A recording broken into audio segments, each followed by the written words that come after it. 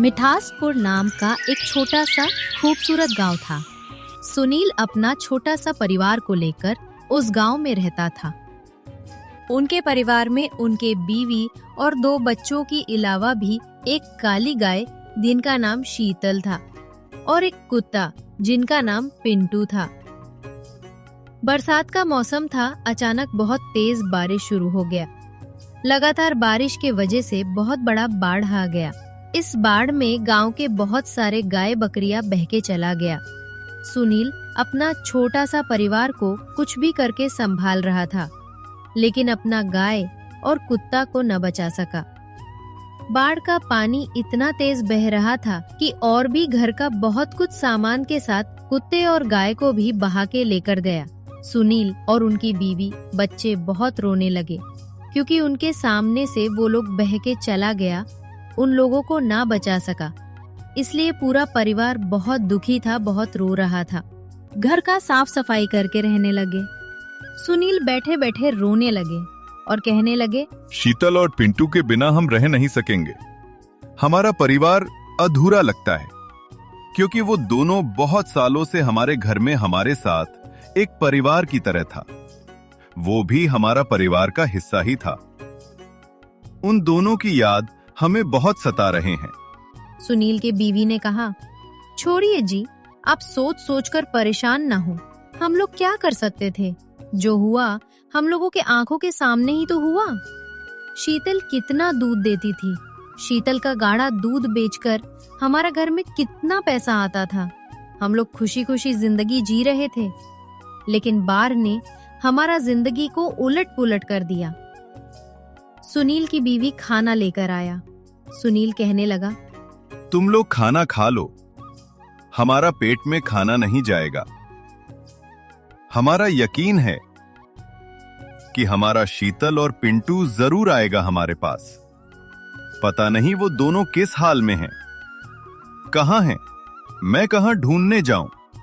उनके बिना हमें चैन नहीं आ रहा है, न खाने को मन कर रहा है, न आंखों में नींद है। सुनील का हाल बेहाल हो गया। धीरे धीरे वो गरीब होने लगा। खाने पीने का कुछ ठीक ठिकाना न रहा।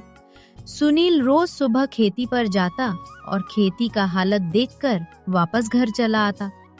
ऐसे ही देखते देखते 6 महीना गुजर गया।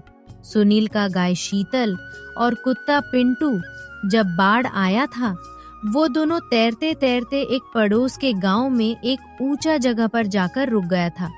उस जगह पर बाजार हुआ करता था।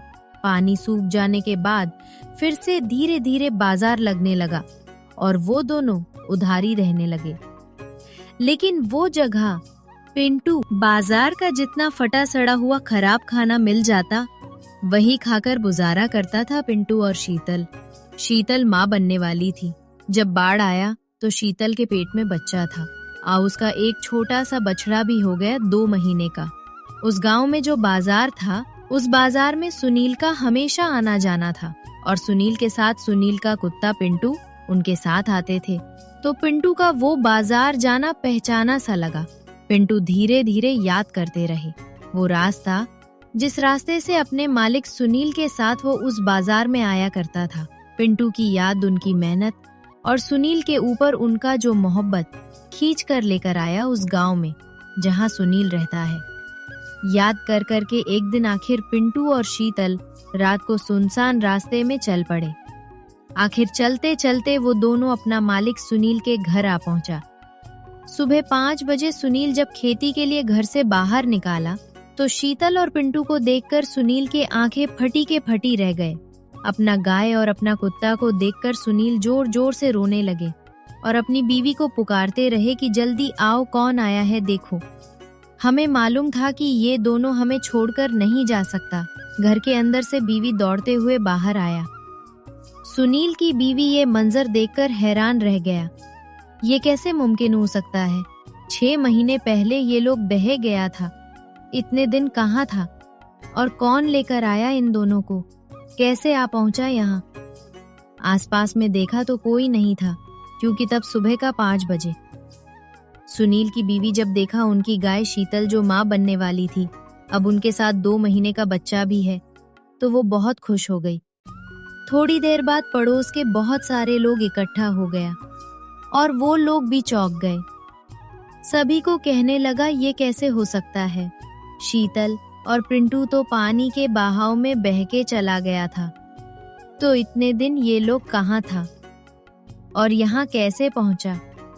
गांव के सारे लोग पिंटू को बहुत पसंद करते थे। सुनील के पास जब से पिंटू आया तब से गांव में चोरी होना बंद हो गया था, क्योंकि रात भर पिंटू नहीं सोता था। सुनील के घर के आसपास और पड़ोस में भी इधर उधर घूमता रहता था। बाहर का किसी को भी अगर देखा तो बहुत भौंकता, बहुत चिल्लाता, और शीतल को देखकर भी बहुत सारे लोग खुश हो गए थे, क्योंकि शीतल का दूध बहुत गाढ़ा और बहुत मीठा था। गांव के बहुत सारे बच्चे बड़े शीतल का दूध पीते थे। शीतल और पिंटू तो गांव का रौनक है।